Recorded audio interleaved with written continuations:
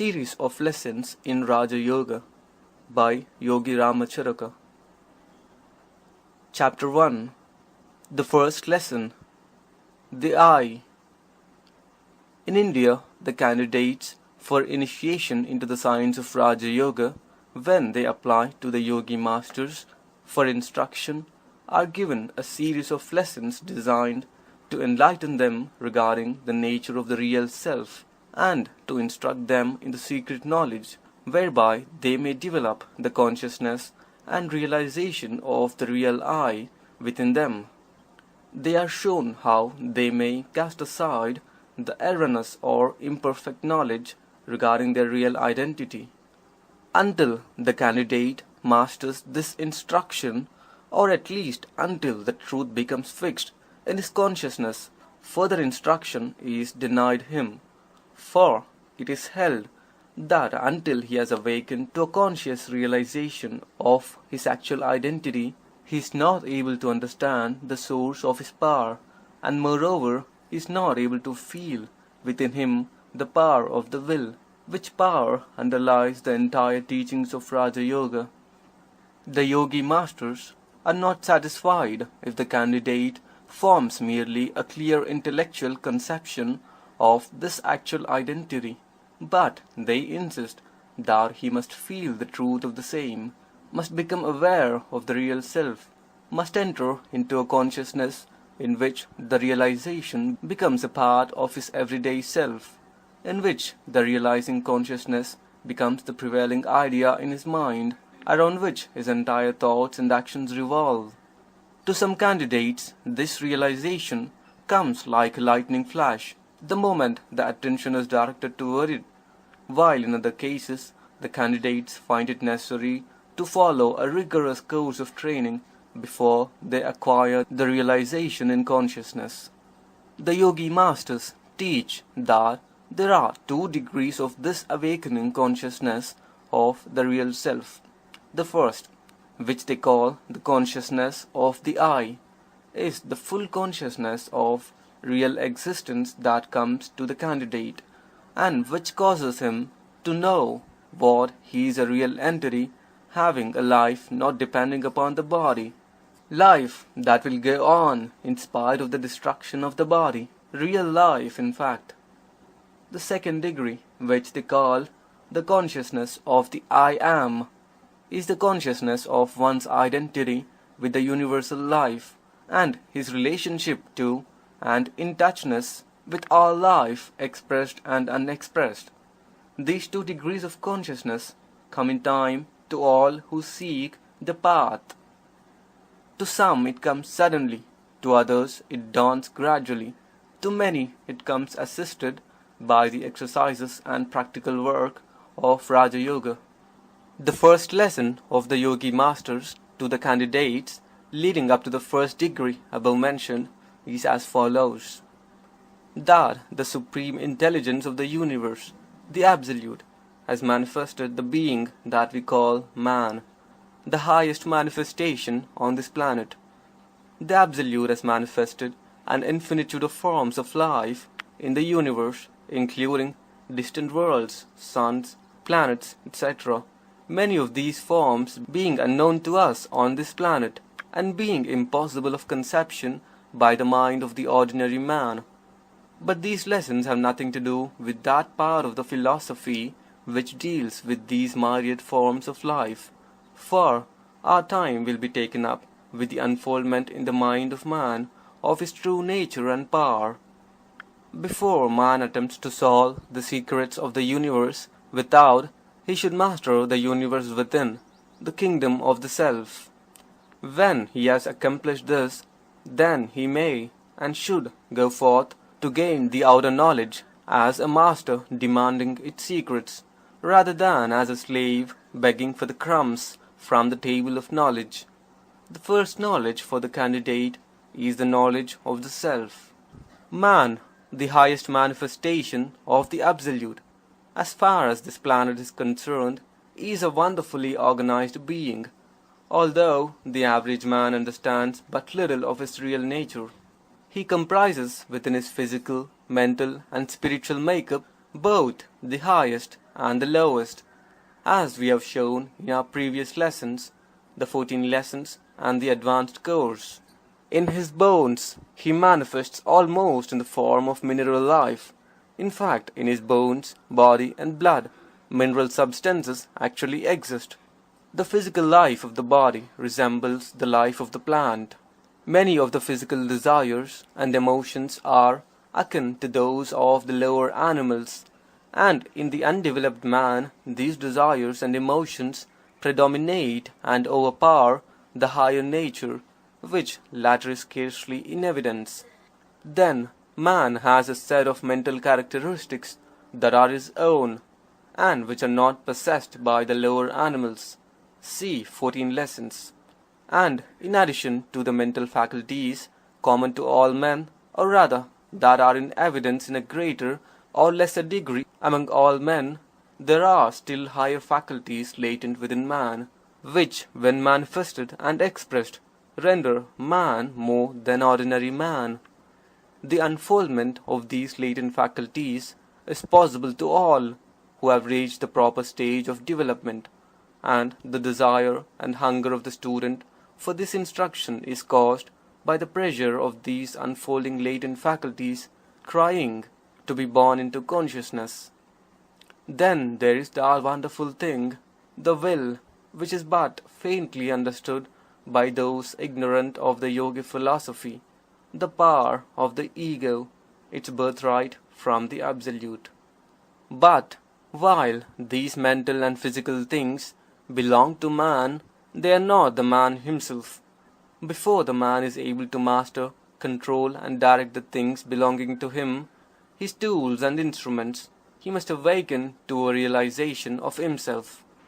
He must be able to distinguish between the I and the not I, and this is the first task before the candidate. That which is the real self of man is the divine spark sent forth from the sacred flame.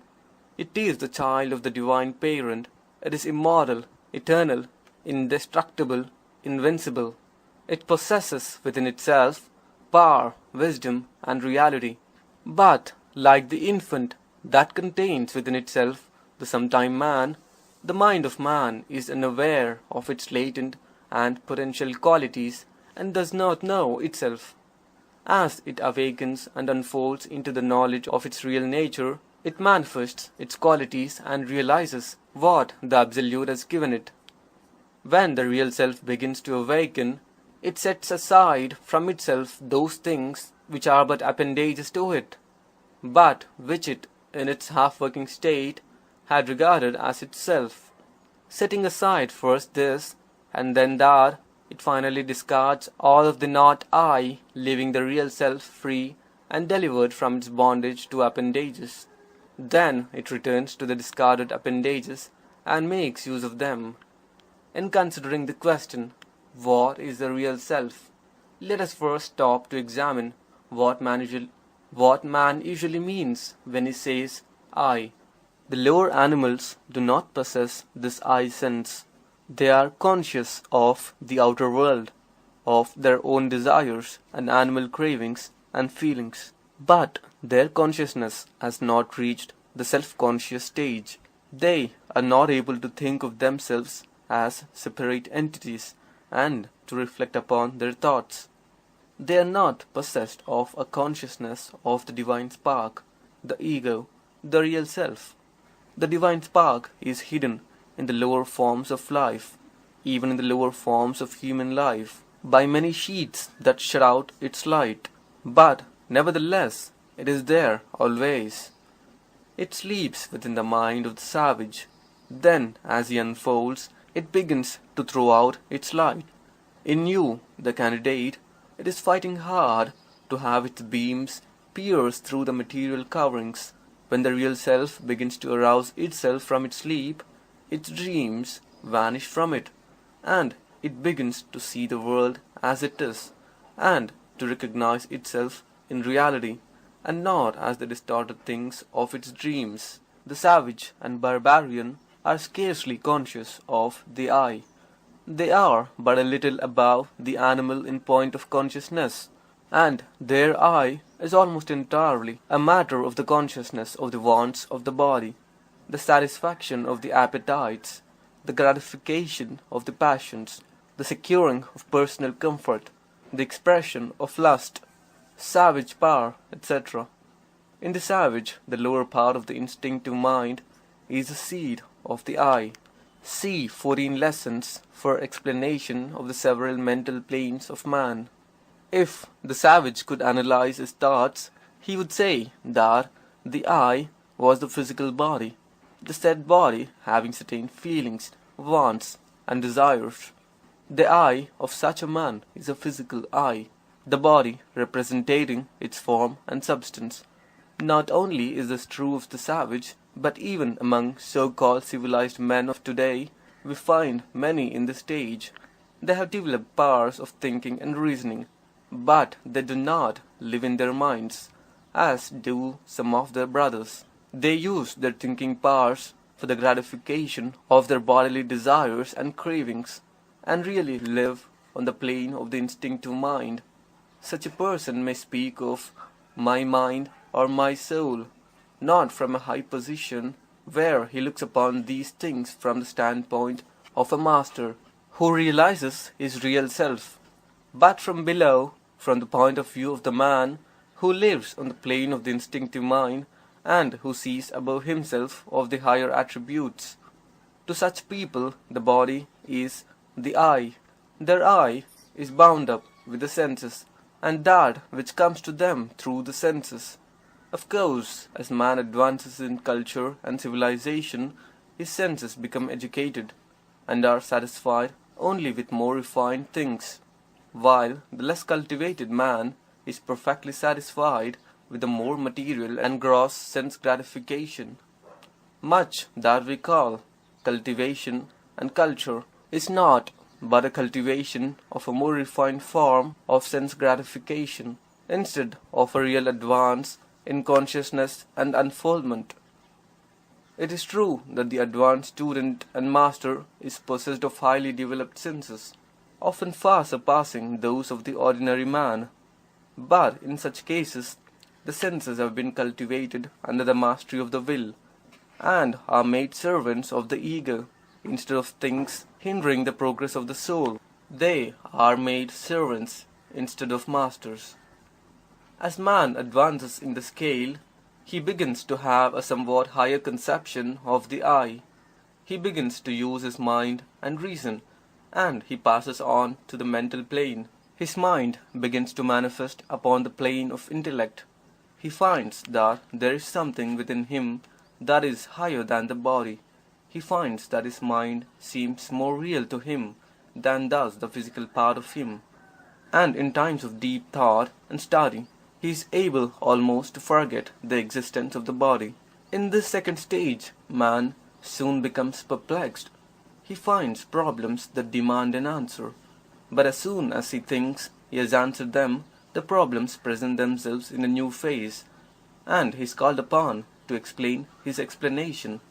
The mind, even although not controlled and directed by the will, has a wonderful range, but nevertheless, man finds himself traveling around and around in a circle, and realizes that he is confronted continually by the unknown. This disturbs him, and the higher the stage of book learning he attains, the more disturbed does he become. The man of but little knowledge does not see the existence of many problems that force themselves before the attention of the man of more knowledge, and demand an explanation for him. The tortures of the man who has attained the mental growth that enables him to see the new problems and the impossibility of their answer cannot be imagined by one who has not advanced to that stage. The man in this stage of consciousness thinks of his I as a mental thing, having a lower companion, the body. He feels that he has advanced, but yet this I does not give him the answer to the riddles and questions that perplex him, and he becomes most unhappy. Such men often develop into pessimists and consider the whole life as utterly evil and disappointing, a curse rather than a blessing. Pessimism belongs to this plane, For neither the physical plane man or the spiritual plane man have this curse of pessimism. The former man has no such disquieting thoughts, for he is almost entirely absorbed in gratifying his animal nature, while the latter man recognizes his mind as an instrument of himself rather than as himself, and knows it to be imperfect in its present stage of growth. He knows that he has in himself the key to all knowledge, locked up in the ego, and which the trained mind, cultivated, developed, and guided by the awakened will may grasp as it unfolds. Knowing this, the advanced man no longer despairs, and recognizing his real nature and his possibilities as he awakens into a consciousness of his powers and capabilities, he laughs at the old despondent, pessimistic ideas and discards them like a worn-out garment. Man on the mental plane of consciousness is like a huge elephant who knows not his own strength. He could break down barriers and assert himself over nearly any condition or environment, but in his ignorance of his real condition and power, he may be mastered by a puny driver or frightened by a rustling of a piece of paper. When the candidate becomes an initiate, when he passes from the purely mental plane onto the spiritual plane, he realizes that the I, the real self, is something higher than either body or mind, and that both of the latter may be used as tools and instruments by the ego or I. This knowledge is not reached by purely intellectual reasoning, although such efforts of the mind are often necessary to help in the unfoldment, and the masters so use it. The real knowledge, however, comes as a special form of consciousness. The candidate becomes aware of the real I, and this consciousness being attained, he passes to the rank of the initiates. When the initiate passes the second degree of consciousness and begins to grow into a realization of his relationship to the whole, when he begins to manifest the expansion of self, then he is on the road to mastership. In the present lesson, we shall endeavor to point out to the candidate the methods of developing or increasing the realization of this I consciousness. This first degree work, we give the following exercises or development drills for the candidate to practice. He will find that a careful and conscientious following of these directions will tend to unfold in him a sufficient degree of the I consciousness to enable him to enter into higher stages of development and power. All that is necessary is for the candidate to feel within himself the dawn of the awakening consciousness or the awareness of the real self. The higher stages of the I consciousness come gradually, for once on the path there is no retrogression or going backward. There may be pauses on the journey, but there is no such thing as actually losing that which is once gained on the path. This I consciousness, even in its higher stages, is but a preliminary step toward what is called illumination, and which signifies the awakening of the initiate to a realization of his actual connection with the relation to the whole. The full sight of the glory of the I is but a faint reflected glow of illumination. The candidate, once that he enters fully into the I consciousness, becomes an initiate, and the initiate who enters into the dawn of illumination takes his first step upon the road to mastery. The initiation is the awakening of the soul to a knowledge of its real existence. The illumination is the revelation of the real nature of the soul and of its relationship with the whole. After the first dawn of the I consciousness has been attained, the candidate is more able to grasp the means of developing the consciousness to a still higher degree, is more able to use the powers latent within him to control his own mental states, to manifest a center of consciousness and influence that will radiate into the outer world, which is always striving and hunting for such centers around which it may revolve. Man must master himself before he can hope to exert an influence beyond himself. There is no royal road to unfoldment and power. Each step must be taken in turn, and each candidate must take the step himself and by his own effort. But he may and will be aided by the helping hand of the teachers who have travelled the path before him, and who know just when the helping hand is needed to lift the candidate over the rough places. We bid the candidate to pay strict attention to the following instruction, as it is all important. Do not slight any part of it, for we are giving you only what is necessary, and are stating it as briefly as possible. Pay attention and follow the instruction closely. This lesson must be mastered before you progress, and it must be practiced not only now but at many stages of the journey until full initiation and illumination is yours. End of Chapter 1. The first lesson, the I, Part 1. The first lesson, the I, Part 2. Rules and exercises designed to aid the candidate in his initiation. The first instruction along the line of initiation is designed to awaken the mind to a full realization and consciousness of the individuality of the I. The candidate is taught to relax his body and to calm his mind, and to meditate upon the I until it is presented clearly and sharply before the consciousness. We herewith give directions for producing the desired physical and mental condition in which meditation and concentration are more readily practiced. This state of meditation will be referred to in subsequent exercises, so the candidate is advised to acquaint himself thoroughly with it. State of meditation. If possible, retire to a quiet place or room where you do not fear interruption, so that your mind may feel secure and at rest. Of course, the ideal condition cannot always be obtained, in which case you must do the best you can. The idea is that you should be able to abstract yourself so far as is possible from distracting impressions, and you should be alone with yourself in communion with your real self.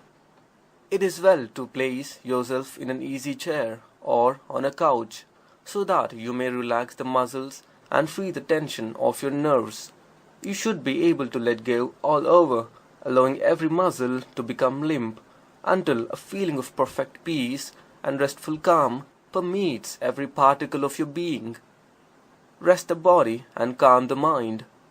This condition is best in the earliest stages of the practice, although after the candidate has acquired a degree of mastery, he will be able to obtain the physical relaxation and mental calm whenever and wherever he desires. But he must guard against acquiring a dreamy way of going around, wrapped in meditation, when he should be attending to the affairs of life. Remember this: the state of meditation should be entirely under the control of the will, and should be entered into only deliberately and at the proper times. The will must be master of this, as well as of every other mental state. The initiates are not daydreamers, but men and women having full control of themselves and their moods. The I consciousness, while developed by meditation and consciousness, soon becomes a fixed item of consciousness, and does not have to be produced by meditation. In time of trial, doubt or trouble, the consciousness may be brightened by an effort of the will, as we shall explain in subsequent lessons, without going into the state of meditation. The realization of the I. The candidate must first acquaint himself with the reality of the I, before he will be able to learn its real nature. This is the first step. Let the candidate place himself in the state of meditation as heretofore described. Then let him concentrate his entire attention upon his individual self, shutting out all thought of the outside world and other persons. Let him form in his mind the idea of himself as a real thing, an actual being, an individual entity, a sun around which revolves the world. He must see himself as a center around which the whole world revolves. Let not a false modesty or sense of depreciation interfere with this idea, for you're not denying the right of others to also consider themselves centers. You are, in fact, a center of consciousness, made so by the Absolute, and you are awakening to the fact. Until the ego recognizes itself as a center of thought, influence, and power, it will not be able to manifest these qualities. And in proportion as it recognizes its position as a center, so will it be able to manifest its qualities. It is not necessary that you should compare yourself with others, or imagine yourself greater or higher than them. In fact, such comparisons are to be regretted, and are unworthy of the advanced ego, being a mark and indication of a lack of development rather than the reverse. In the meditation, simply ignore all the consideration of the respective qualities of others, and endeavor to realize the fact that you are a great center of consciousness, a center of power, a center of influence, a center of thought, and that, like the planets circling around the sun, so does your world revolve around you, who are its center. It will not be necessary for you to argue out this matter, or to convince yourself of its truth by intellectual reasoning. The knowledge does not come in that way. It comes in the shape of a realization of the truth gradually dawning upon your consciousness through meditation and concentration. Carry this thought of yourself as a center of consciousness, influence, power with you, for it is an occult truth, and in the proportion that you are able to realize it, so will be your ability to manifest the qualities named.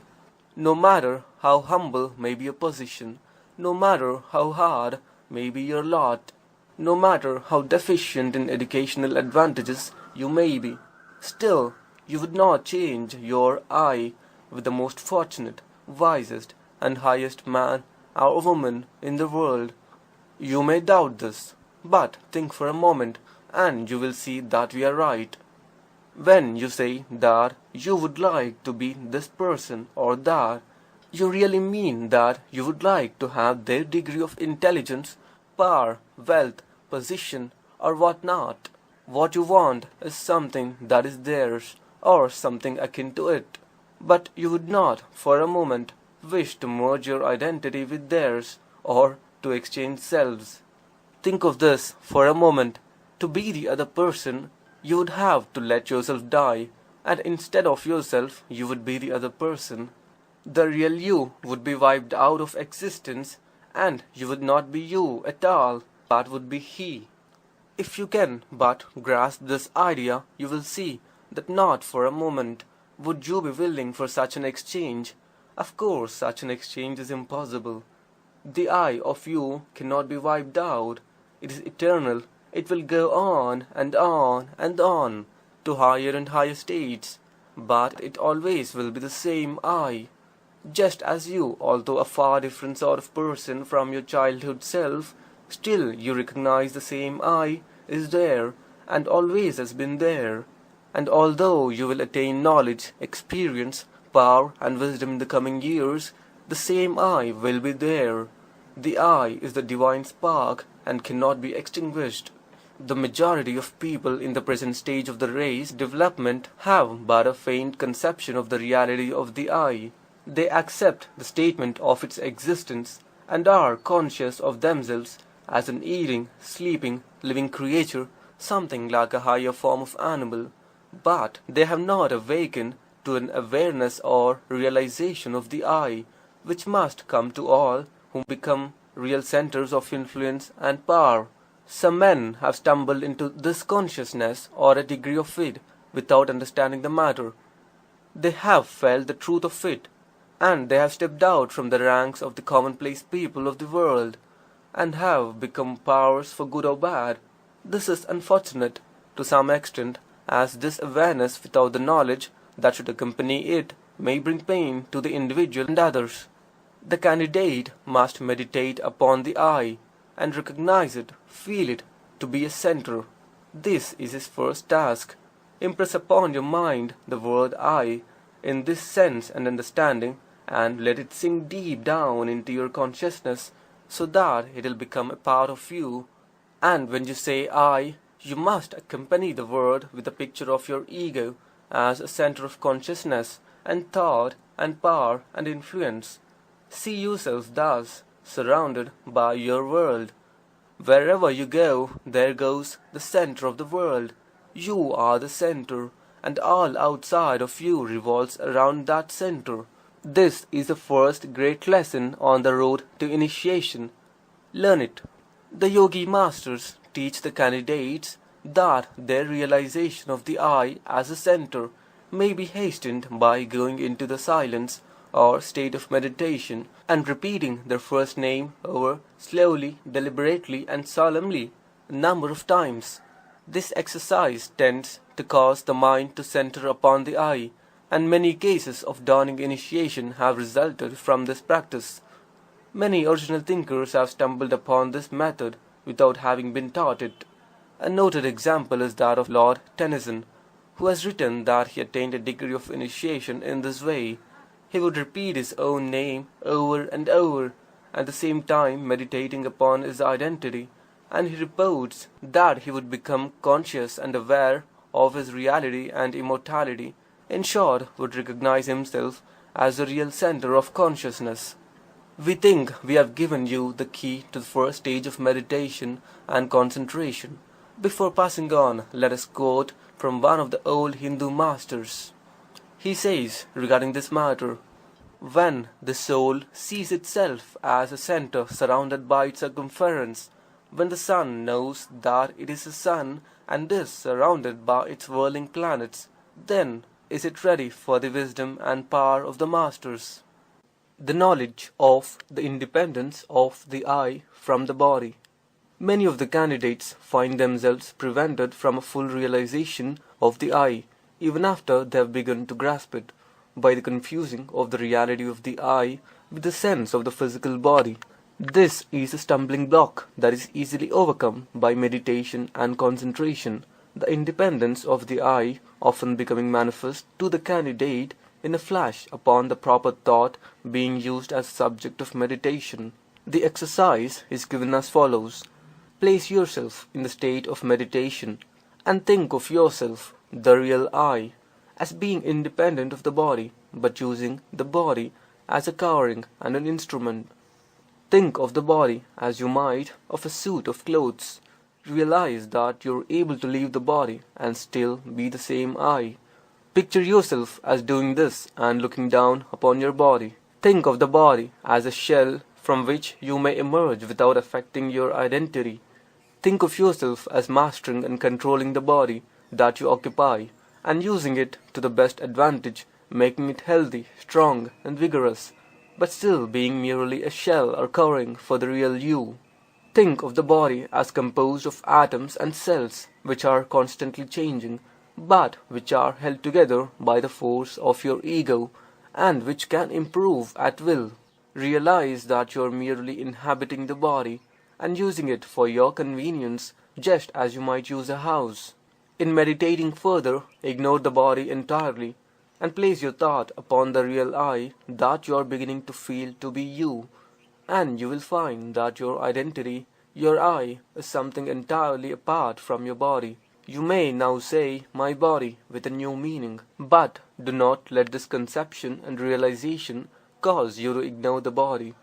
You must regard the body as the temple of the spirit, and care for it, and make it a fit habitation for the I. Do not be frightened if, during this meditation, you happen to experience the sensation of being out of the body for a few minutes, and of returning to it when you are through with the exercise. The ego is able, in the case of the advanced initiate, of soaring above the confines of the body, but it never severs its connection at such times. It is merely as if one were to look out of the window of room, seeing what is going on outside, and drawing in his head when he wishes. He does not leave the room, although he may place his head outside in order to observe what is doing in the street. We do not advise the candidate to try to cultivate this sensation, but if it comes naturally during meditation, do not fear. Realizing the immortality and invincibility of the ego, While the majority accept on faith the belief in the immortality of the soul, yet but few are aware that it may be demonstrated by the soul itself. The Yogi Masters teach the candidates this lesson as follows. The candidate places himself in the state of meditation, or at least in a thoughtful frame of mind, and then endeavors to imagine himself as dead.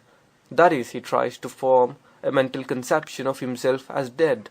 This, at first thought, appears a very easy thing to imagine, but as a matter of fact, it is impossible to do so, for the ego refuses to entertain the proposition and finds it impossible to imagine it. Try it for yourself. You will find that you may be able to imagine your body as lying still and lifeless, but the same thought finds that in so doing you are standing and looking at the body. So you see that you are not dead at all, even in imagination, although the body may be. Or, if you refuse to disentangle yourself from your body, in imagination you may think of your body as dead, but you who refuse to leave it are still alive and recognize the dead body as a thing apart from your real self. No matter how you may twist it, you cannot imagine yourself as dead. The ego insists upon being alive in any of these thoughts, and thus finds that it has within itself the sense and assurance of immortality. In case of sleep or stupor resulting from a blow, or from narcotics or anesthetics, the mind is apparently blank, but the I is conscious of a continuity of existence, and so one may imagine himself as being in an unconscious state or asleep quite easily, and sees the possibility of such a state. But when it comes to imagining the I as dead, the mind utterly refuses to do the work. This wonderful fact that the soul carries within itself the evidence of its own immortality is a glorious thing, but one must have reached a degree of unfoldment before he is able to grasp its full significance. The candidate is advised to investigate the above statement for himself by meditation and concentration, for in order that the I may know its true nature and possibilities, it must realize that it cannot be destroyed or killed. It must know what it is before it is able to manifest its nature. So do not leave this part of the teaching until you have mastered it, and it is well occasionally to return to it, in order that you may impress upon the mind the fact of your immortal and eternal nature. The mere glimmering of this conception of truth will give you an increased sense of strength and power, and you will find that yourself has expanded and grown, and that you are more of a power and center than you have heretofore realized. The following exercises are useful in bringing about a realization of the invincibility of the ego, its superiority to the elements. Place yourself in the state of meditation and imagine the I as withdrawn from the body. See it passing through the tests of air, fire, and water unharmed. The body being out of the way, the soul is seen to be able of passing through the air at will, of floating like a bird, of soaring, of traveling in the ether. It may be seen as able to pass through fire without harm and without sensation, for the elements affect only the physical body, not the real I. Likewise, it may be seen as passing through water without discomfort or danger or hurt. This meditation will give you a sense of superiority and strength, and will show you something of the nature of the real I. It is true that you are confined in the body, and the body may be affected by the elements, but the knowledge that the real I is superior to the body, superior to the elements that affect the body, and cannot be injured any more than it can be killed, is wonderful and tends to develop the full I consciousness within you. For you, the real I, are not body, you are spirit. The ego is immortal and invincible and cannot be killed and harmed. When you enter into this realization and consciousness, you will feel an influx of strength and power impossible to describe. Fear will fall from you like a worn-out clock, and you will feel that you are born again. An understanding of this thought will show you that the things that you have been fearing cannot affect the real I, but must rest content with hurting the physical body, and they may be warded off from the physical body by a proper understanding and application of the will. In our next lesson, we will be taught how to separate the I from the mechanism of the mind, how you may realize your mastery of the mind, just as you now realize your independence of the body, This knowledge must be imparted to you by degrees, and you must place your feet firmly upon one round of the ladder before you take the next step. The watchword of this first lesson is I, and the candidate must enter fully into its meaning before he is able to progress. He must realize his real existence independent of the body. He must see himself as invincible and impervious to harm, hurt, or death. He must see himself as a great center of consciousness, a sun around which his world revolves. Then will come to him a new strength. He will feel a calm dignity and power which will be apparent to those with whom he comes in contact. He will be able to look the world in the face without flinching and without fear, for he will realize the nature and power of the I. He will realize that he is a center of power, of influence. He will realize that nothing can harm the I, and that no matter how the storms of life may dash upon the personality, the real I, the individuality, is unharmed. Like a rock that stands steadfast throughout the storm, so does the I stand through the tempests of the life of personality. And he will know that as he grows in realization, he will be able to control these storms and bid them be still. In the words of one of the Yogi Masters, the I is eternal. It passes unharmed through the fire, the air, the water. Sword and spear cannot kill or wound it. It cannot die. The trials of the physical life are but as dreams to it.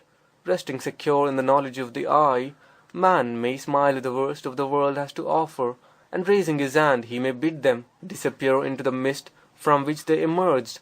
Blessed is he who can say understandingly, I. So, dear candidate, we leave you to master the first lesson. Be not discouraged if your progress be slow. Be not cast down if you slip back a step after having gained it. You will gain two at the next step. Success and realization will be yours. Mastery is before. You will attain. You will accomplish. Peace be with you. Mantrams, affirmations for the first lesson. I am the center. Around me revolves my world. I am the center of influence and power. I am the center of thought and consciousness. I am independent of the body. I am immortal and cannot be destroyed. I am invincible and cannot be injured. End of the first lesson, the I, Part 2.